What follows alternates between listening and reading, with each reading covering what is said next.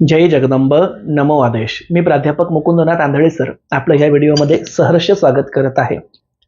आपल्या चॅनलच्या दर्शक आहेत मेक्रत्वार यांनी अनेक वेळेला मला कमेंट केली आहे. जवळपास 10 ते 12 वेळेला त्यांची कमेंट आली होती की बेलदार समाजाचं कुलदैवत असणाऱ्या श्री कान्हूसती मातेबद्दल माहिती सांगा आणि या देवीचा कुळधर्म कुळाचार नेमका कसा असतो, तो कसा फेडला पाहिजे याबद्दल माहिती आम्हाला पूर्णपणे तुम्ही कळवा. मुळामध्ये अशी जी काही दैवतं असतात जी अपरिचित असतात किंवा प्रकाश झोतापासून थोडीशी लांब असतात, तर अशा दैवतांबद्दल व्हिडिओ बनवणं हा आमच्या दृष्टीने थोडासा न परवडणाराच असतो. म्हणजे कसा की हल्ली यूट्यूबवरती असे व्हिडिओ बनवले जातात की ज्या व्हिडिओचा ट्रेंड आहे, म्हणजे एखाद्या उतार्याचा व्हिडिओ टाकला त्याला भरपूर व्ह्यूज मिळतात. सध्या जो टॉपिक चर्चेमध्ये आहे त्याच्यावरती व्हिडिओ बनवला की भरपूर लाईक मिळतात, कमेंट चांगल्या येतात आणि ते यूट्यूब चॅनल फ्लॅशमध्ये येतं. परंतु आपलं जगदंबा देवी संस्थान असं एक चॅनल आहे ज्यावरती आपण फ्लॅशमध्ये येणं, लाईक मिळवणं, कमेंट मिळवणं, चॅनलला व्ह्यू मिळवणं, व्हिडिओला व्ह्यू मिळवणं यापेक्षा आपल्या दर्शकांना काय पाहिजे आणि त्यांना जे हवं आहे ते त्यांच्यापर्यंत इस्तंभूतपणे सखोलपणे पोहोचवणं याला आपण प्राधान्य देतो. आणि त्याचमुळे आज आपण बेलदार समाजाचं कुलदैवत असणाऱ्या श्री कान्हूसती मातेबद्दलची आख्यायिका, माहिती, पूजापाती या सर्वांबद्दल सविस्तर माहिती सुद्धा बघणार आहोत. मुळामध्ये थोडीशी पार्श्वभूमी क्लिअर करतो. पांढेरा खेडी नावाच्या गावामध्ये, मोताळा तालुक्यामध्ये हे गाव आहे, खामगावच्या जवळ आहे. या गावामध्ये श्री कान्हूसती मातेचं स्वयंभू स्थान आहे, तिथे ती प्रगट झालेली आहे. या स्थानावरती मी माझी एक विशिष्ट टीम पाठवली. स्वतः जाणं शक्य नव्हतं, परंतु विशिष्ट टीम पाठवली. तिथे जाऊन देवीचे फोटो काढले, मंदिराचे फोटो काढले आणि तिथलच्या पुजाऱ्यांना आणि आजूबाजूच्या भक्तांना, त्या गावच्या स्थानिकांना देवीबद्दल माहिती विचारण्याचा प्रयत्न केला की या देवीची आख्यायिका काय आहे, मंदिर किती जुनं असेल, काय.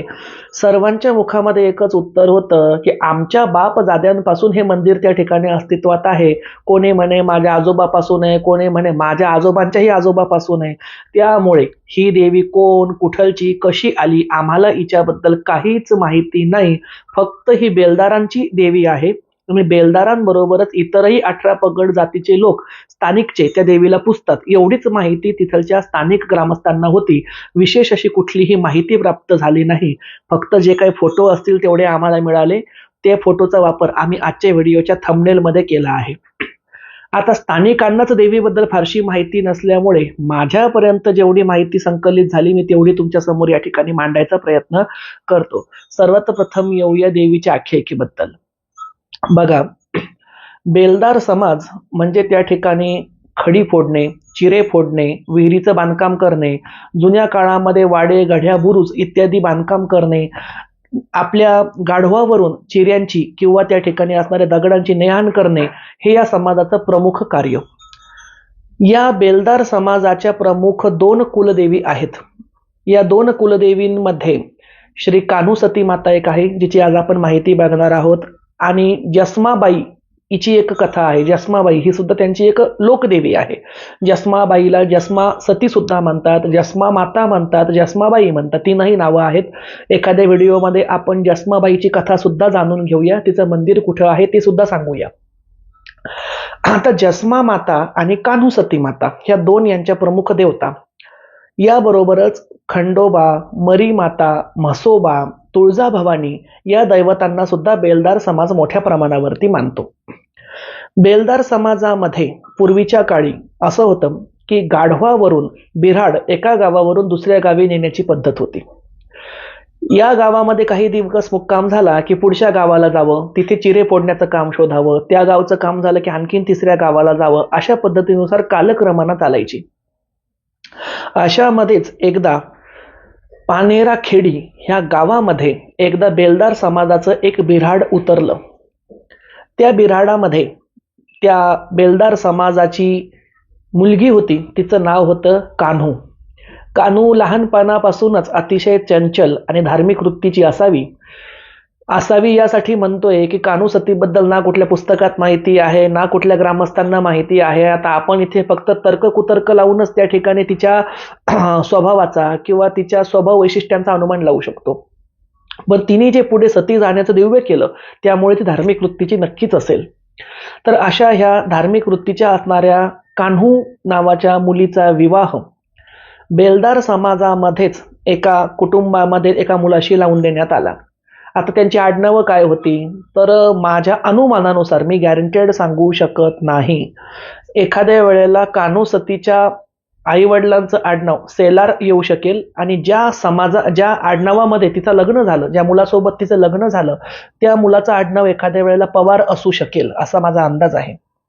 तर अशी ही सेलार किंवा पवार यांची लेकबाळ आणि सून झाली. लग्न करून नवऱ्या घरी आली. नवऱ्या घरी आल्यानंतर तिला एक गोष्ट माहीत झाली की नवऱ्याला गुपित कुष्ठरोग आहे, ज्यालाच आपण महारोग सुद्धा म्हणतो, कुष्ठरोग सुद्धा म्हणतो. हा कुष्ठरोग नीट व्हावं म्हणूनच त्या मुलाचं लग्न लवकर लावून देण्यात आलं होतं आणि कमी वयाच्या अल्पवयाच्या कान्हूसोबत त्या मुलाचं लग्न करून देण्यात आलं होतं की बाबा नवीन नवरीच्या पायगुणामुळे तरी मुलाचा महारोग किंवा कुष्ठरोग बरा होईल. पण शेवटी तो महारोगच, तो बरा झाला नाही, कुष्ठरोग बरा झाला नाही. हळूहळू त्या मुलाची बोटं झडायला लागली. बोटा झडून त्या ठिकाणी जखमा झाल्या, जखमांमध्ये पू झाला, शरीराला ठिकठिकाणी टिचरं पडायला लागली म्हणजे जखम होऊन त्यात रक्त पू वाहून त्या ठिकाणी खेचरं पडायला लागली, खेचरं पडली आणि कान्हूचा नवरा एका जागेवरती पडला. तो एका जागेवरती संडास करायला लागला, एका जागेवरती लघवी करायला लागला. अगदी त्याच्या अंगाची दुर्गंधी आणि घाण वास सुटला. स्वतःच्या सख्या आई वडिलांनी सुद्धा मुलाच्या जवळ जाण्याचा कंटाळा केला, कारण त्याची ती किसळवाणी अवस्था बघून आई वडिलांचंही मन त्या मुलाजवळ जाण्याचं होईना. अशा सर्व ह्या वातावरणामध्ये अगदी लहान वयाची 16-17 वर्ष वयाची कान्हू स्वतःच्या नवऱ्याची दिवस रात्र सेवा करायला लागली.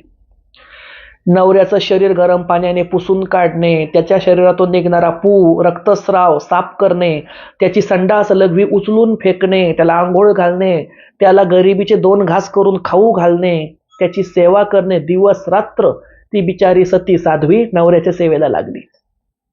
दिवसामागं दिवस सरत होते.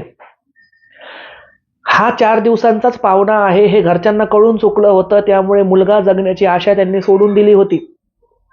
आणि मुलगा मेल्यानंतर, त्याचा मृत्यू झाल्यानंतर त्याला पानेरा खेडी गावामध्येच माती देऊन त्याचा अंतिम संस्कार करून बिराड पुढच्या गावाला जायचं असं त्यांनी ठरवलं आणि मुलाच्या मरणाची वाट पाहत थांबले. आणि अखेर तो दिवस आला. एके दिवशी त्या मुलाने म्हणजेच कान्हूच्या नवऱ्याने प्राण सोडला. कान्हूचा नवरा वारला. घरच्यांना मोकळं झाल्यासारखं वाटलं की कुठेतरी बाबा ब्याद गेली, आपण मोकळे झालो. कान्हूच्या माहेरच्या लोकांना निरोप पाठवण्यात आला. तेही दरमजल करत येऊन पोहोचले. तोपर्यंत पूर्ण मौतीची तयारी झाली होती. सरण रचलं होतं. सरणावरती नेऊन त्या व्यक्तीचं प्रेत सुद्धा ठेवलं होतं. फक्त अग्नी द्यायचा बाकी राहिला होता. एवढ्यामध्ये कान्हूच्या माहेरची मंडळी आली आणि तिथे चर्चा सुरू झाली की आता हिचा नवरा वारला, 13 दिवस झाल्यानंतर मुलीला आपण माहेरी घेऊन जाऊ, तिचा दुसरा विवाह करू, पुनर्विवाह करवून देऊ किंवा तिला आपल्या घरी सांभाळू. हे शब्द कान्हूने ऐकले आणि तिने सांगितलं, ज्या दिवशी माझा विवाह माझ्या नवऱ्यासोबत झाला त्याच दिवशी माझ्यासाठी माझं माहेर तुटलं आणि ज्या दिवशी माझा पती वारला, म्हणजे तो वारून आता 1 दिवस पूर्ण होतोय, आज त्याला जाळणार आहात, माझा सासरच्यांच्या मंडळीसोबतचाही संबंध तुटला. आता ना मी माहेरची आहे ना मी सासरची आहे, मी फक्त माझ्या पतीची म्हणजे नवऱ्याची आहे. घरच्यांना कळे ना काय बोलते ही पोरगी. ते म्हटले तुझ्या मनात तरी नेमकं काय आहे. तिने सांगितलं, मला माझ्या नवऱ्यासोबत सरणावरती चढून सती जाऊ द्या. सती जाणं म्हणजे काही सोपं काम नव्हे. जिवंतपणे एखादी महिला नवऱ्यासोबत स्वतःला सरणावर बसवून पेटवून घेते. मृत नवऱ्याच्या शरीरासोबत जिवंत महिला खाक होते. जिथे एक अगरबत्तीचा चटका सहन करणे शक्य नाही, तिथे नवऱ्यासोबत जळणं हे फार मोठं दिव्य आहे, अग्निस्नान आहे. आणि एवढ्या मोठ्या अग्निसमाधीला ही एवढीशी लहान मुलगी कशी सामोरी जाईल, म्हणून तिच्या माहेरच्या सासरच्या मंडळींनी तिला कडाडून विरोध केला. चर्चा गावामध्ये गेली. गावचे पाटील, मारवाडी, सर्व प्रतिष्ठित लोक त्या शेतामध्ये आले, तिथे जमले. सर्वांच्या देखत ही पंचायत बसली. शेवटी निर्णय पाटलाकडे देण्यात आला. गावचा जो प्रमुख होता, न्याय पाटील होता, पोलीस पाटलाकडे तो निर्णय गेला. पोलीस पाटील हे पद आता हल्ली तयार झालंय, त्या काळामध्ये आपण असं समजूया की पंचांचा जो प्रमुख असेल त्या पाटलाकडे हा निर्णय देण्यात आला. पाटलाने कान्हूला विचारलं, मुली तुला सती जाण्याचा अर्थ कळतो का? ती म्हटली, हो, नवऱ्यासोबत मला जायचंय. तुला किती चटके बसतील, तुला सहन होतील का? ती म्हटली, मी नवऱ्याचं एवढं दुखणं सहन केलं आहे, आता थोडासा शेवटचा त्रास असेल तेवढा मी हसतमुखाने सहन करेल, पण मी माझ्या नवऱ्यासोबतच जाईल. तिचा हा निर्धार ऐकून एका मारवाडी समाजाच्या व्यक्तीने तिला हटकण लावलं, म्हणजे तिला आडवं लावलं. तो व्यक्ती कान्हूला म्हणाला, तू मला काहीतरी चरित्र दाखव, म्हणजे चमत्कार दाखव, म्हणजे जेणेकरून आमचा तुझ्यावर विश्वास बसेल. त्याबरोबर असं म्हणतात की ती कान्हू सती स्वतःच्या नवऱ्याच्या सरणाच्या परिक्रमा करायला लागली, म्हणजे ती त्याला वेढे मारायला लागली, प्रदक्षिणा मारायला लागली आणि तिच्या पावला गणिक कुंकाचे ठसे उमटायला लागले. आपोआप तिच्या तळपायामधून कुंकाची ठसे सरणाच्या अवतीभोवती उमटले आणि आपोआप पावलांमधून कुंकू कसं काय निघू शकतं हा चमत्कार सर्व ग्रामस्थांनी बघितला. ज्या शेतामध्ये हे सरण रचण्यात आलं होतं ते शेत आडवं लावणाऱ्या मारवाडी समाजाच्याच व्यक्तीचं होतं. त्यांनी सांगितलं की नाही, ही खरोखर सती आहे, हिला जाऊ द्या. त्यानंतर कान्हू सती सरणावरती चढून बसली. तिने पतीचं मस्तक स्वतःच्या मांडीवरती घेतलं, त्या ठिकाणी रामनामाचा जाप केला आणि सरण पेटवलं. सरण पेटल्यानंतर कान्हू सती सरणावरती उभी राहिली. उभी राहून तिने सर्व ग्रामस्थांना आणि तिथे बेलदार समाजही भरपूर मोठ्या प्रमाणावरती जमला होता, त्या सर्व बेलदार समाजाला तिने सांगितलं, आज रात्री 12 वाजता माझ्या जातीच्या सर्व भक्तांनी माझ्या सरणाच्या अवतीभोवती जागं राहावं. मी रात्री 12 वाजता सरणातून बाहेर निघेल आणि माझी एक वस्तू बेलदार समाजाच्या लोकांना देईल, ती वस्तू तुम्ही सांभाळून ठेवावी, तो माझा आशीर्वाद आहे. असं सांगून कान्हू सती त्या ठिकाणी सरणामध्ये भस्म झाली. रात्री 12 वाजता मी सरणातून बाहेर येईल असं तिने वचन दिलं होतं, परंतु या वचनाला बेलदार समाजाने विसर पाडला. कुतर्क झाले. लोक म्हटले, मेलेलं माणूस जे जळालेलं आहे, आता ही कान्हू होती, ही सतीच गेली, नवऱ्यासोबत जळाली, तिची राख झाली, ही कशी काय सरणातून बाहेर येईल? मेलेला माणूस पुन्हा बाहेर येणं काही शक्य नसतं, चला आपापल्या घरी झोपायला. असं म्हणून संध्याकाळपर्यंत सर्वांनी सरण शांत होईपर्यंत वाट बघितली. सरणाचा कोळसा झाला, राख पडली, गरम निखारे फुललेलेच होते. बेलदार समाजाची मंडळी आपापल्या बिऱ्हाडामध्ये पालामध्ये जाऊन झोपली. परंतु 2 विशिष्ट व्यक्ती ज्या बेलदार समाजाच्याच होत्या, परंतु बेलदार समाजाच्या सुद्धा काही पोट जाती आहे, त्यापैकी पोट जातींपैकी दुसऱ्या पोट जातीमधील, म्हणजे बेलदारच परंतु वेगळ्या पोट जातीचे 2 व्यक्ती कान्हूच्या वचनावरती विश्वास ठेवून रात्री 12 वाजता तिच्या सरणापाशी जाऊन बसल्या. आणि असं म्हणतात की रात्री 12 वाजता अंधारामध्ये खरोखर सरणामध्ये कान्हू सती पुन्हा एकदा प्रगट झाली. तिने स्वतःच्या कमरेची मिरी काढली, साडीची जे मिऱ्या बांधलेल्या असतात त्या मिऱ्या काढल्या, त्या मिरीचा तुकडा तिने हाताने तोडला आणि तो मिरीचा तुकडा तिने सरणामधून जे 2 भक्त बसलेले होते त्यांच्या अंगावरती फेकला आणि त्यांना सांगितलं की हा तुमच्या कुळामध्ये जतन करून ठेवा, हा माझा आशीर्वाद आहे, तुम्हाला कधीच कशाचीच कमतरता होणार नाही. परंतु बेलदार समाजापैकी ज्या कुळामध्ये ती जन्मली, ना सासरची मंडळी ना माहेरची मंडळी कोणीच तिथे जागी न राहिल्यामुळे तिने श्राप सुद्धा दिला. तो श्राप असा, इथून पुढे माझ्या कुळामधील बेलदार समाजामधील जर व्यवस्थितपणे भक्तांनी माझा मानपान दिला नाही, त्यांनी माझा विसर पाडला, तर मी त्यांना कुठेच सुख लागू देणार नाही. कारण ते आज मला विसरले, भविष्यामध्ये मला विसरायला नको. म्हणून जर हे माझ्या दर्शनाला आले नाहीत, माझा मानपान केला नाही, माझ्यासमोर झुकले नाहीत, तर यांच्या अख्ख्या पिढ्याच्या पिढ्या मी यशस्वी होऊ देणार नाही. असा श्राप देऊन कान्हू सती लुप्त झाली, त्या स्थानावरती गुप्त झाली. इकडे ज्या 2 भक्तांना बेलदार समाजाच्या पोट जातीच्या त्या मिऱ्या प्राप्त झाल्या होत्या, त्यांनी त्या मिऱ्या उघडून बघितल्या तर असं म्हणतात, साडीच्या मिऱ्या सोन्याच्या झाल्या होत्या.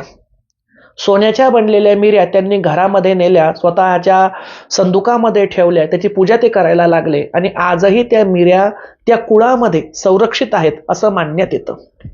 आता खरोखर साडीच्या मिऱ्या सोन्याच्या बनवू शकतात की नाही, ही थोडीशी 21व्या शतकामध्ये आणि आजच्या काळामध्ये आपल्याला इम्पॉसिबल गोष्ट वाटेल. परंतु ज्यांच्या अंगी चमत्कार असतो, सिद्धी असते, असे सत्पुरुष सत्महिला कुठलाही चमत्कार करू शकतात. अक्षरशः आपण नवनाथ भक्तिसार ग्रंथामध्ये वाचलेलं आहे की स्वतः गोरक्षनाथांनी लघवी केल्यामुळे अवघाच्या अवघा पर्वत सोन्याचा बनला होता. त्यामुळे ज्यांच्या अंगी चमत्कार आहे, सिद्धी आहे, अशांना सर्व काही शक्य आहे. त्यामुळे आपण ह्या गोष्टीला खरं मानूया. आता ज्या स्थानावरती मारवाड्याच्या शेतामध्ये कान्हू सती स्वतःच्या पती सोबत सती गेलेली आहे, तिथे तिची स्वयंभू तांदळा प्रगट झाला. हा स्वयंभू तांदळा सिंदूर चर्चित, त्याला शेंदूर लावण्यात आला, त्याची पूजा करण्यात येऊ लागली. नंतरच्या पुढील काळामध्ये तिची मूर्ती सुद्धा बसवण्यात आली. आज भव्य दिव्य मंदिर पानेरा खेडी गावामध्ये कान्हू सती मातेचं आहे आणि संपूर्ण भारतामध्ये बेलदार समाजाचं ते एकमेव शक्तिपीठ आहे. कान्हू सती मातेची अनेक मंदिरं अलीकडच्या काळामध्ये बेलदार समाजाने गावोगावी निर्माण करण्याचा प्रयत्न केलेला आहे.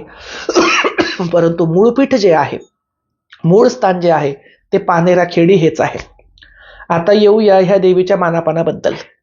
तर बघा, जसं तिने बेलदार समाजाला श्राप दिला की मला तुम्ही सरनात गेल्यावर विसरले तर पुढच्या काळामध्ये विसरायला नको, म्हणून माझा विसर पडला की तुम्ही अयशस्वी व्हाल. तर इथे लक्षात हे येतं की या देवीला बेलदार समाजाने दर्शनाला जाणं क्रमप्राप्त आहे. 5 वर्षातून एकदा, 3 वर्षातून एकदा किंवा दरवर्षी आपल्या ऐपतीप्रमाणे बेलदार समाजाने तिच्या दर्शनाला जावं. साडी चोळी ओटीचा मान तिला द्यावा. खना नारळाने तिची ओटी भरावी. कापूर अगरबत्तीने तिची आरती करावी. नारळ फोडावा. दही भाताचा नैवेद्य द्यावा. हा झाला कान्हू सतीचा एक मानपान. जसं आपण आपल्या कुलदेवतेला तुळजाभवानी, रेणुका माता, महालक्ष्मी, सप्तशृंगी, काळूबाई, येडेश्वरी यांची ओटी भरतो, तशीच ओटी तिची सुद्धा भरावी. परंतु या देवीचा विशेष एक वेगळा मान आहे. तो मान असा की तिचा रोट पाडणे किंवा तिचा मलिदा करणे. रोट पाडणे आणि मलिदा करणे म्हणजे काय, ही विधी थोडीशी आपण या ठिकाणी विस्तृतपणे समजावून सांगूया. म्हणजे जे कोणी नवीन असतील, आतापर्यंत कधी कान्हू सतीचा मलिदा पाडला नसेल, त्यांना त्याबद्दल माहिती मिळेल. ज्या कुटुंबामध्ये कान्हू सतीचा मलिदा करायचा आहे, त्या कुटुंबातील महिलांनी किंवा पुरुषांनी जाऊन 5 घरी जोगवा मागावा, म्हणजेच भिक्षा मागावी आणि 5 घरचे गहू मागून आणावे. आता हल्ली सर्व सुशिक्षित आहेत, नोकरीला आहेत, कोणी व्यावसायिक आहेत. आता पूर्वीच्या काळासारखं जाऊन जोगवा मागणे, भिक्षा मागणे या गोष्टी थोड्याशा ऑड वाटतील. परंतु जो मानपान तिचा ठरलेला आहे त्यामध्ये मात्र कसूर नाही. आपण एक करू शकतो, गावोगावी भिक्षा न मागता आपल्या शेजारच्या पाजारच्या ओळखीच्या व्यक्तींकडून आपण थोडे थोडे गहू भिक्षा स्वरूपाने आणले तरी चालतील. परंतु 5 घरचेच गहू असावे, हा दंडक मात्र कायम राहील. 5 घरचे गहू आणून त्या गव्हाला त्या ठिकाणी जात्यावरती दळतात. कान्हू सतीच्या मलिद्यासाठी चक्कीचं किंवा गिरणीचं पीठ नसावं, जात्यावर दळलेलं पीठ असावं, असा सुद्धा एक दंडक आहे बरं का. ज्या जात्यावर हे गहू दळायचे त्या जात्याला सुरुवातीला 5 कुंकाचे ठिपके, 5 हळदीचे ठिपके, 2 अगरबत्त्याचा धूप देऊन त्या जात्याची पूजा करावी. जात्याची पूजा करून कान्हू सती मातेची गीत गात, तिची गाणी गात, थोडे थोडे गहू टाकून ते 5 सुवासिनींनी दळावे. 5 सुवासिनी अवेलेबल नसतील तर एकट्या सुवासिनीने किंवा कुमारिकेने दळले तरी चालतील. कान्हू सतीची गाणी येत नसतील तर कान्हू सती माता की जय असा तिचा नामघोष करत आपण दळले तरी चालतील. पण तिचं नाव घेत, नामघोष करत ते दळावे. जे त्यापासून पीठ तयार होईल त्या पिठापासून आपण त्या ठिकाणी कणिक मळून त्याचे रोट पाडावे. रोट म्हणजे जाडी एक प्रकारची चपाती त्या ठिकाणी तयार करावी, जी चपाती आहारावरती भाजावी. आहारावरती भाजलेल्या ह्या चपात्या एका मोठ्या परातीमध्ये कुस्कराव्या. कुस्करलेल्या चपातीच्या त्या पिठामध्ये, त्या रोटाच्या कणकेमध्ये, पिठामध्ये, गोळ्यामध्ये आपल्या ऐपतीप्रमाणे चवीनुसार थोडंसं मीठ, गूळ आणि तूप टाकावं आणि त्या ठिकाणी तो मलिदा तयार होतो. आता हा जो मलिदा तयार झाला, या मलिद्याबरोबरच मुगाच्या डाळीची साधी खिचडी सुद्धा करावी. मुगाच्या डाळीची खिचडी आणि मलिदा याचा नैवेद्य कान्होसतीच्या नावाने पूजावा. हा पूजण्याचा सुद्धा विशिष्ट एक नियम आहे. जो मलिदा तुम्ही तयार केलेला आहे त्या मलिद्याचा अवघाच्या अवघा एक ज्याला म्हणूया आपण एक पिरॅमिड सारखी आकृती तयार करावी, म्हणजे टोकदार त्याचा गंज तयार करावा. टोकदार गंज तयार करून त्या गंजाला एकूण 7 पायऱ्या पाडाव्या. आता पायऱ्या कशा पाडता येतील? तुम्ही मलिदा तयार केला, मलिदा तुम्ही असा थापून थापून त्रिकोणी आकार तयार केला, त्रिकोणी आकाराचाच थोडा थोडा मलिदा काढत त्याला जणू काही विटांच्या पायऱ्या आहे अशा 7 पायऱ्या खालच्या चढत्या क्रमापासून उतरत्या क्रमापर्यंत बनवाव्या. या 7 पायऱ्यांवरती 1-1 रुपयाचं 1-1 नाणं ठेवावं. 1-1 रुपयाच्या नाण्यावरती भीमसेनी कापूर किंवा उच्च प्रतीच्या कापराची 1-1 वडी ठेवावी आणि या सर्व वड्या पेटवाव्या. आणि त्या ठिकाणी कान्होसती मातेची आरती करावी. त्या मलिद्यालाच कान्होसतीचं रूप मानून ओवाळावं आणि त्या कापुराच्या वड्या शांत झाल्यानंतर ते 1-1 रुपयाची नाणी उचलून ती कान्होसती मातेचा भाग म्हणून बाजूला ठेवावी. आणि हा मलिदा नंतर एकत्र करून सर्व भक्तांना कान्होसतीच्या नावाने वाटावा, अर्पण करावा.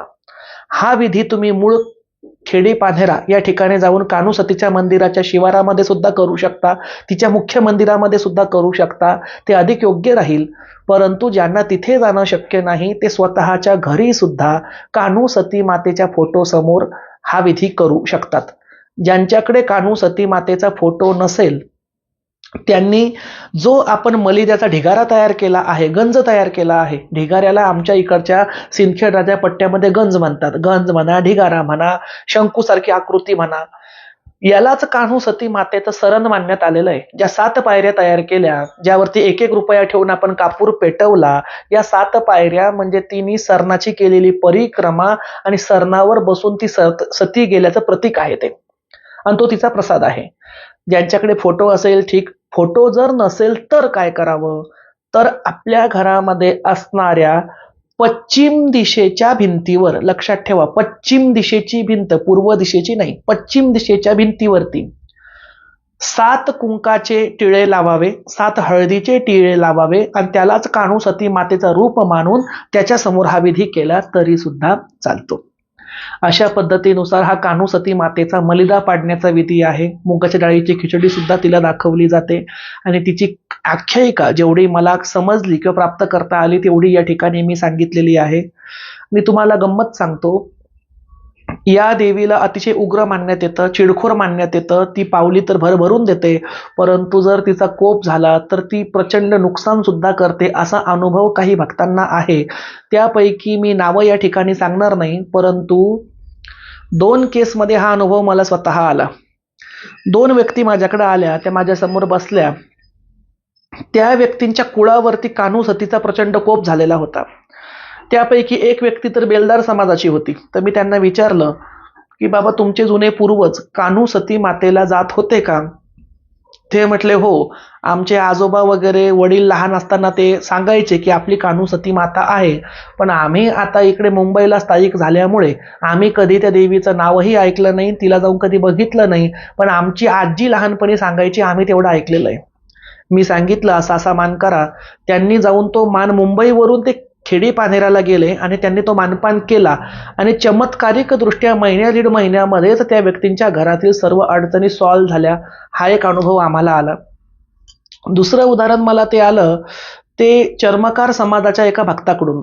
आता चर्मकार समाजाचे जे भक्त होते यांचा तर बेलदार समाजाशी दूरदूरपर्यंत संबंध नव्हता, परंतु यांच्या कुळामध्ये एका व्यक्तीने जुन्या काळामध्ये नवस केला खेडी पान्हेऱ्याला जाऊन की जर आम्हाला मुलगा झाला, आमचा वंश पुढे चालला, तर आम्ही दरवर्षी तुझा मलिदा तुला आणून देऊ आणि तुझी साडी चोळी करू.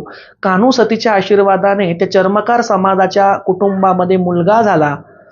तो मुलगा पुढे मोठा होईपर्यंत दरवर्षी मानपान खेडी पान्हेऱ्याला गेला. पुढे त्या मुलाचा मुलगा झाला आणि आता तो नातू आहे. म्हणजे सध्या जो माझ्याकडे आला तो नातू होता. तर त्या नातवाचे आजोबा त्या देवीच्या नवसाचे होते, पण आजोबा मेल्यानंतर यांनी त्या देवीचा मानपान कधीच केलेला नव्हता. तर अक्षरशः पूर्ण घरामध्ये लग्न लागायच्या वेळेला कुठल्या ना कुठल्या तरी व्यक्तीचा मृत्यू व्हायचा. असे त्यांच्या कुटुंबामधील नात्यामधील 7 ते 8 व्यक्तींचे मृत्यू झाले होते की नेमकं हळद लागली किंवा लग्नाची घडी जवळ आली की कोणीतरी एक व्यक्ती वारायचा आणि त्या लग्नामध्ये विघ्न यायचं. अशा प्रकाराला ते व्यक्ती त्रस्त झाले आणि माझ्यापाशी त्यांना कान्हू सती मातेची फोड झाली. कान्हू सती मातेची फोड झाल्यावरती ते स्वतः जाऊन ते देवीचं दर्शन घेऊन आले, तिथे मलिदा करून आले आणि तेव्हापासून घरामध्ये शांती आहे आणि रोगी वातावरण कमी झालं आहे असा त्यांचा अनुभव त्यांनी मला नुकताच कळवला आहे. हे उदाहरण फार तर फार 1 ते 1.5 महिन्यापूर्वीचं आहे. या सर्व अनुभवांवरून असं लक्षात येतं की ही असणारी पितृस्वरूप कान्हू सती माता एक उग्र दैवत आहे, रागीट दैवत आहे. त्यामुळे अशा दैवतांचा मानपान योग्य रीतीने केलेलाच बरा. कारण की देवी देवतांच्या स्वभावामध्ये सुद्धा फरक असतो. उच्चस्तरीय देवी देवता ज्यामध्ये आपली कुलस्वामिनी, 3.5 शक्तिपीठांपैकी मातृदेवता भगवान विष्णू, भगवान शंकर, दत्तात्रय, विष्णू भगवान यांचे अवतार हे त्या ठिकाणी सौम्य स्वरूपी असतात. भक्तांचे 1000 गुन्हे 100 चुक्या ते माफ सुद्धा करतात. परंतु पितृस्वरूपामध्ये असणारी जी कनिष्ठ दैवत असतात, ज्यामध्ये वीर असतील, मुंजा असेल, सतीमाता असेल, मग ती सती कान्हू असो किंवा आणखी राजस्थानची सती असो, कुठल्याही स्वरूपाची सती असो, ही उग्र दैवत त्या ठिकाणी आपली थोडी जरी चुकी झाली तरी सुद्धा आपल्याला शिक्षा देऊ शकतात. तर मेक्रत्वार ताई यांच्या आग्रहास्तव आज आम्ही हा व्हिडिओ बनवत आहोत. हा व्हिडिओ नक्कीच त्यांना आवडेल अशी आशा व्यक्त करतो. तसेच बेलदार समाजाचे जे नवीन भक्त असतील, ज्यांनी कधी मलिदा पाडला नसेल किंवा ज्यांना कान्हू सतीबद्दल फारशी माहिती नसेल, त्यांना सुद्धा हा व्हिडिओ त्या ठिकाणी उपयोगी पडेल अशीही आशा व्यक्त करतो. आणि ज्यांचं कुलदैवत कान्हू सती नाहीये त्यांना एक माहिती म्हणून की बाबा असं सुद्धा एक दैवत आहे, यासाठी सुद्धा हा व्हिडिओ संग्रही ठेवावा. अशा पद्धतीनुसार या ठिकाणी आशा व्यक्त करून सदर व्हिडिओला पूर्ण विराम देतो. अशाच निरनिराळ्या रोचक, गुपित आणि उल्लेखनीय माहितींसाठी कुठल्या आपल्या जगदंबा देवी संस्थान देऊळगाव राजा ह्या यूट्यूब चॅनलला लाईक, शेअर आणि सबस्क्राईब करायला विसरू नका. याबरोबरच आपलं दुसरं सुद्धा यूट्यूब चॅनल आहे ज्याचं नाव आहे प्राध्यापक मुकुंदनाथ आंधळे सर ऑफिशियल. या चॅनलला सुद्धा सबस्क्राईब करून ठेवा. त्या चॅनलवरती सुद्धा आपण चांगले चांगले कंटेंट पुढच्या काळामध्ये घेऊन येणार आहोत. जुने काही विषयावरती प्रकाश आपण टाकलेलाच आहे. भेटूया पुढच्या व्हिडिओमध्ये. तोपर्यंत सर्वांचं कल्याण असो. जय जगदंब. नमो आदेश.